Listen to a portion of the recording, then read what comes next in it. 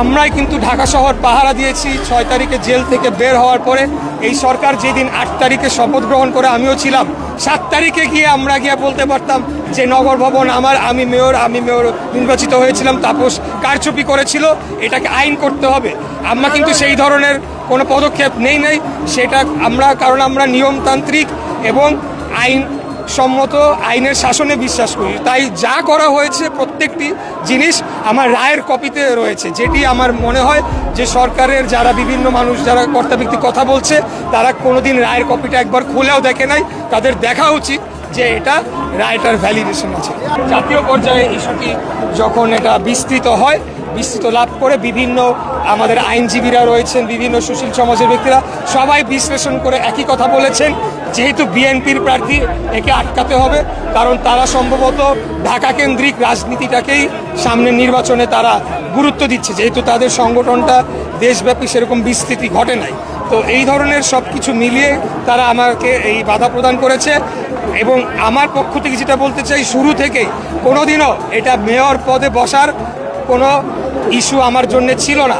আমি কেবলমাত্র যখন রায়টি পাই, আমি রায়টি শুধু পেয়ে আমি হাফ ডান করে রেখে দিলাম, তখন প্রশ্ন উঠতে পারে তাহলে সমস্যা ছিল না। প্রক্রিয়াটা সম্পন্ন করতে গিয়ে যখন বাধাগ্রস্ত হয় তখন মনে সন্দেহ জাগে, যে রহস্যময় মনে হয় বিষয়গুলো এবং তাদের মুখোশটা উন্মোচন হয়ে পড়ে। তো এটি আমি আর কি আপনার মধ্যে বলতে চাই। সাধারণ মানুষকে আসলে ন্যায়সঙ্গত যে বিচারটা, রায়টা পাবে কিনা?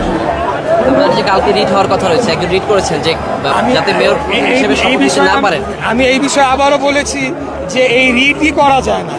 আমাদের আইনজীবীরা বলেছে, আমি তাদের কথা পুনর্ব্যক্ত করছি, ব্যারিস্টার মাহবুবউদ্দিন খোকন, ব্যারিস্টার কাজল এবং ব্যারিস্টার কায়সার কামাল সাহেব, ব্যারিস্টার এহসান সহ অনেক আইনজীবীদের সাথে পরামর্শ করেছি।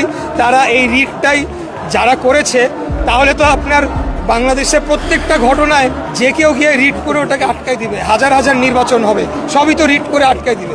রিট করার গ্রাউন্ড লাগে, তারা যদি সংক্রুদ্ধ হয় এবং তাদেরকে ঢাকা দক্ষিণের রেজিস্টার্ড ভোটার হতে হবে, তাহলে পরে সেটার গ্রাউন্ড থাকে। কিন্তু তারপরেও রিটের মধ্যে যে দাবিগুলো বা যে উপস্থাপন চাওয়া হয়েছে, একটা আদালতের রায়কে তারা বলছে যে শপথ যাতে গ্রহণ না করতে পারে। উচ্চ আদালত কি এরকম রায় কি দিবে যে একজন ক্যান্ডিডেট সে রায় নিয়ে এসেছে তাকে আমি শপথ গ্রহণ করতে বাধা দিব?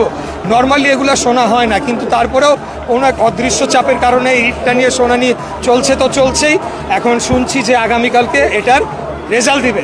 এখন আমার কথা হইল, এই রিটের মাথা ব্যথা আমি আরও বহু আগেই ছেড়ে দিয়েছি। আমরা এটাকে রাজনৈতিক আন্দোলনে রূপান্তর করেছি, যতক্ষণ না পর্যন্ত প্রয়োজনীয় যে পরিবর্তনগুলা, যে সংস্কারগুলা এই সরকারের ভেতরে আনা হবে। যারা দলীয় পরিচয় আছে তাদেরকে পদত্যাগ করা